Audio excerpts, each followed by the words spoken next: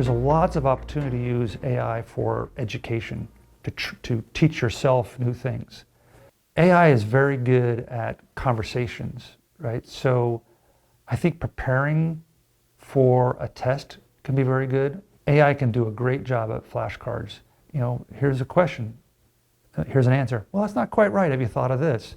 The AI can actually play that role a little bit. So that can be very helpful in preparing for a test or an exam. One of the ways that I use artificial intelligence is I'll come up with an idea and I'll put it into the machine and say, what didn't I think of based on the top research, and where are the holes in my argument? So now all of a sudden I've got a thought partner that can give me a point of view that I hadn't considered before.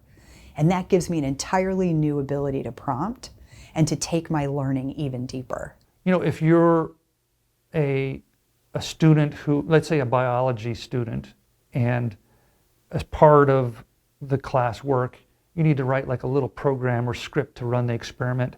Well, that little script is not a core skill to biology.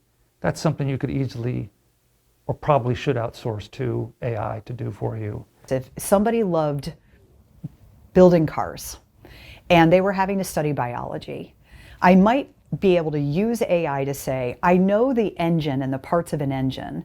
How do the parts of an engine correlate to the cell? And what creates the power? And what distributes the power? And what are the levers and the mechanisms that make the wheels go?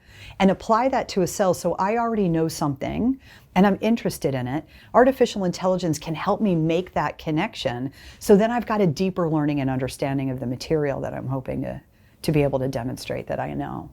I've used it with my kids where you can actually have AI create a world for you. So for example, I had built a world of what would the day in the life of somebody in 1776 would look like or feel like. And AI can create that world for you, and you can have a conversation with it about what's going on in this time of the year. What are the streets like? What is the buildings like? And actually feel like you're in that time period. It's almost like a history lesson.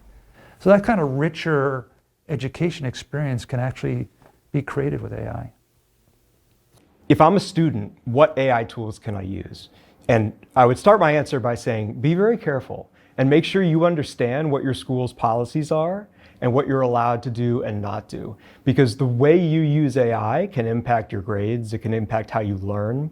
So it's very important to stay true to what you're expected to do. It's also very important to remember you have to be the thinker, you have to be the brain. And so being a good problem solver, being a good critical thinker, these are super important skills to have, even in the age of AI. AI cannot replace that. In fact, AI depends on those skills. Think about AI as an assistant, a tool that will help you get better. It's not meant to write papers for you. It's not meant to do your work, but it can help you make your work better. It can check your punctuation, it can check your grammar, it can check your word count, it can help you develop the right tone in an essay. It can help you work through math problems more quickly.